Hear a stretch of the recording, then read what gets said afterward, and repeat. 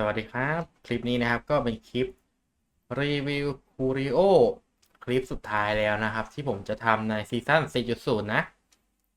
แต่ว่าผมจะบอกไว้ก่อนว่าวันอัปเดตนะครับผมอาจจะไม่ได้มาไลฟ์ให้ดูนะครับเพราะว่าผมติดธุระยาวจนถึงวันที่ 16 เลยนะอ่ะ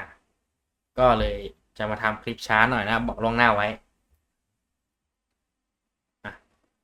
ก็จะมารีวิวทั้ง2 อันเลยนะครับอ่ะ อันแรกจะมีชื่อว่า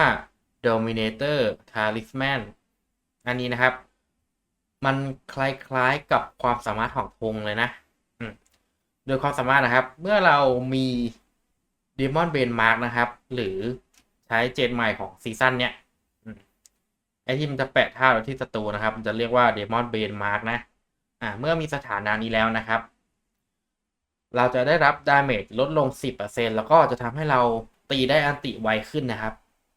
มันก็เหมือนธงเลยนะ คล้ายๆกัน ต่อมานะครับเน c เตอร์กรอบเบดนะครับ อันนี้จะเป็นอันที่ดีลองลงมาจากเสื้อนะ หมายถึงอ่าบางตัวละครนะที่มันจะใช้งานได้ดีนะครับ แต่ว่ามันต้องมีใช้7คู่กันนะ อันนี้ความสามารถแรกเราจะไม่ค่อยได้ใช้มัน หรือคือเมื่อเรานะครับโดนดาเมจเลือดเหลือศูนย์นะ เขาจะทำการเด้งเลือดมาเต็มหลอดเลย แต่ว่าจะมีคูลดาวน์อยู่ที่1 นาทีนะอ่ะส่วนอีกอันหนึ่งผมกดผิดผมย่อยทิ้งไปแล้วแล้วผมฟาร์มเต็มแล้วเดี๋ยวผมรีวิวออฟแดงให้ดูไม่ได้อีกอันเนี่ยผมรีวิวได้แค่อันนี้นะอ่ะ นี่นะครับผมมีสีแดงนะ มันจะทำการเด้งเลือดให้ผมถึง100%เลยเดี๋ยวไปดูในเทรนนิ่งกันในส่วนของคูริโอของมิเซอันนี้นะครับไม่มีอะไรมากเลยก็แค่โดนตีไปเรื่อยๆนะเป็นอีก1 อันที่ผมแนะนำให้ใช้อ่ะเดี๋ยวรอบอสตีให้ผมตายก่อนนะเนี่ยถ้าเลือดผมหมดนะครับมันจะทำการเด้งเลือดมาอีกหลอดหนึ่งเลยแต่มีคูลดาวน์1 นาทีนะระวังดีๆนะอ่ะเนี่ย มันก็จะเด้งเลือดมานะครับคูลดาวน์1 นาทีสีแดงนะครับจะเด้งเต็มเลยนะ100%มีเลือดอยู่3,000คูริโอทำงานเลือดเด้ง3,000เลยอ่ะแค่นี้แหละของวิเศษนะครับชิ้นนี้นะ Dominator Talisman นะครับมันก็คือธงดีๆนั่นเองนั่นแหละลดดาเมจที่ได้รับ10%แล้วก็จะทำให้ตีอันติไวขึ้นอีก60%นะก็แค่ไม่มีดูดเลือดนะครับห่างกระทงเปรียบเทียบกระทงก็ห่างกันแค่จุดนั้นจุดเดียวแหละเดี๋ยวผมใส่เจก่อนต้องใช้คู่กับเอ่อพวก Diffuse Thunder Charge Diffuse Poison Diffuse อะไรนะของน้ำแข็งจำชื่อไม่ได้นะDiffuse Frostbite ก็เดี๋ยวเอา Diffuse นี้มาให้ดูแล้วกันอย่างแรกทำให้แปะเดมอนเบนมาร์กก่อนเพื่อใช้งานคูริโอนี้พอแปะเสร็จแล้วนะครับจังหวะนี้แหละเราจะตีได้อันติไวขึ้นแล้วก็ลดดาเมจที่ได้รับอีก10%หลักๆก็เอามาแค่ตีอันตินะถ้าเกิดจะใช้กรณีที่ใครไม่มีธงก็แนะนำให้ใช้อันนี้นะธงมันเก่งกว่ามากๆเลยนะก็ลองปรับใช้กันดูนะครับเผื่อใครมาเล่นไม่ทันนะความสามารถก็มีแค่นี้เลยส่วนออฟแดงนะครับถ้าเกิดจำไม่ผิดนะตอนที่ Perfect Dawn นะครับในตอนที่มี Demon Bane Mark นะจะได้อันติ6หรือ8%นั่นแหละโอเคมีแค่นี้นะสำหรับตัวคูริโออันนี้นะครับ Dominator ผมก็เพิ่งเห็นเหมือนกันว่าผมย่อยอันนี้อัปเดตอีกอันทิ้งไว้อีกแล้วอ้าวแย่ละเลยรีวิวได้แค่อันเดียวนะครับก็คืออันนี้นะผมกดทิ้งไว้ตอนไหนวะเนี่ยออฟแดงนะครับอันที่ดีที่สุดนะผมเก็บไว้อยู่นะก็คือเมื่อเราเลือดไม่เต็มนะครับเขาจะทำการเอ่อสูบเลือดที่เสียไปไป เป็นดาเมจของเราสมมติว่าผมเลือด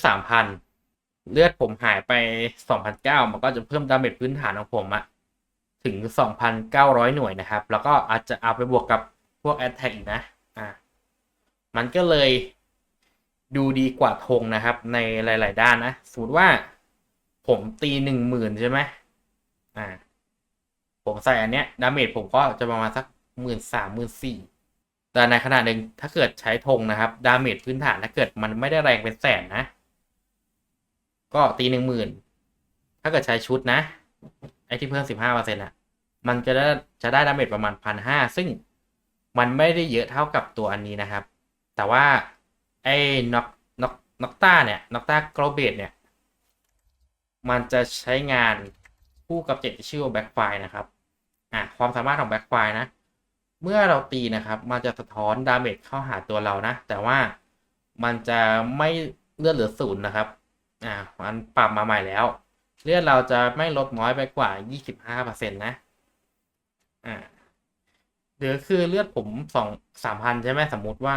เลือดผม3,000ลดลงไป 25%ก็จะเหลือเลือดประมาณ300ถึง400นะโอเคมันก็เลยจะใช้คอมโบคู่กันเลยนะเดี๋ยวผมจะทำการถอดคูริโอของวิเศษอันนี้ออกนะเพื่อที่จะได้เทสง่ายๆให้เหลือแต่อันนี้นะครับผมจะเทสยังไงก็ผมจะเทสตอนที่บอสฟ้ามานะครับพอบอสฟ้าเสร็จแล้วผมก็จะกดดูดาเมจนะฟ้าแบบส่วนท่าแพรี่นะมันจะห่างไม่ค่อยเยอะนะครับถ้าเกิดไม่ได้ทำดาเมจรัวๆนะก็ใช้ดูนะว่ามันห่างเท่าไหร่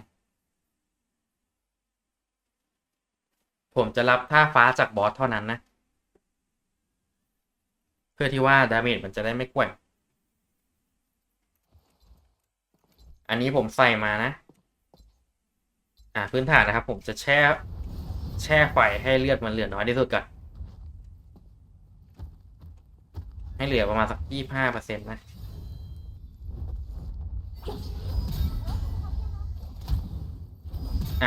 สองพัน20,000ดาเมจนะครับแล้วก็27,000ตีครับอีกหนึ่งก็27,400นะ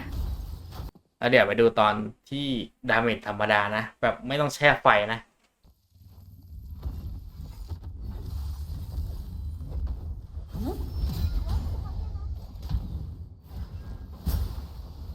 ก็ไม่ได้ใช้ความสามารถของคูริโออันนี้นะครับดาเมจก็อยู่ที่ประมาณ25,100นะครับก็ห่างกัน2,000นะครับแต่ว่าเป็นต่อฮิตไงครับถ้าเกิดผมใช้กับคูริโออันที่เป็นเมตาอย่างเช่นหม้อนะครับที่เรียกลูกแก้วออกมามันก็จะห่างกัน2,000ต่อ1ฮิตนะ